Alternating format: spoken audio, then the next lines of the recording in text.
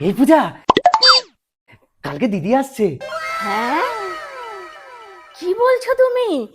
এতদিন পর দিদি আসছে? এই, এতদিন পর দিদি আসছে, তুমি তাড়াতাড়ি এক্ষুনি বাজারে যাও। বাজারে গিয়ে সমস্ত কিছু কিনে নিয়ে এসো। আমি দিদির জন্য নিজে হাতে পোলাও, খাসির মাংস, একটা ইলিশ মাছ আনবে, ঠিক আছে?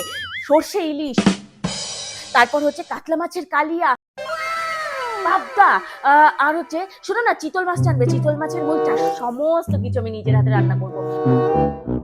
আর বলছি, চাটনিটা চাটনিটা আমি নিজের হাতে বানিয়ে দেবো, কিন্তু পাঁপড় আর হচ্ছে কি জানি ওটা বলে, বলো না বলো না, দই দই দই দই আর মিষ্টিটা বাজার থেকেই নিয়ে আসবে, ঠিক আছে? আরে আগে আমার কথাটা মন দিয়ে শোনো, তোমার দিদি না, আমার দিদি আসছে। কি? এ কি? কি হলো? ওমা, শোনো, আমার না প্রচন্ড মাথা যন্ত্রণা করছে, মাথা প্রচন্ড ঘুরছে। বলছি, শোনো না, আমার না প্রচন্ড মাথা যন্ত্রণা করছে, মাথা ঘুরছে। আমি মনে হয় না রান্না বান্না করতে পারবো, আর আমি মনে হয় এখন দুদিন বিছানা থেকে উঠতে পারবো না গো। কেন? শ্বাসকষ্ট উঠে গেছে। হায় হায় হায়। তুমি বরং এক কাজ করো, তুমি ওদের আসতে বারণ করে দাও। আর যদি এসেও পড়ে, তুমি এক কাজ করো, তুমি না বাজার থেকে কিছু কিনে এনে খাইয়ে দিও, বিরিয়ানি বিরিয়ানি কিনে খাইয়ে বাড়ি পাঠিয়ে দিও।